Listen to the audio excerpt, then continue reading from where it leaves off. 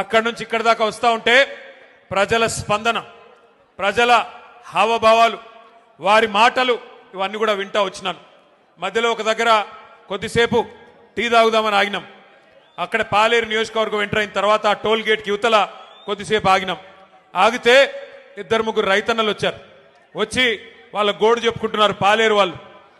అన్నా, మా ఎమ్మెల్యే గారు ఇప్పుడు మంత్రిగా ఉన్నారు, వ్యవసాయ మంత్రి గారు మా జిల్లా, ఇద్దరున్నారు, ఉప ముఖ్యమంత్రి కూడా మా జిల్లానే, 3 మంత్రులు 3 మొనగాళ్ళు ఉన్నారు. కానీ దురదృష్టం ఒక్క యూరియా బస్తా దొరకడం లేదు. ఎవరికి చెప్పుకోవాలి మేము, ఎవరికి చెప్పుకోవాలా అని రైతన్నలు వచ్చి అడుగుతుంటే వారిని నేను ఒకటే అడిగిన, మరి మార్పు మార్పు అన్నారు, మార్పు మార్పు అని ఓటేశారు, బాగున్నదా మార్పు అని అడిగిన.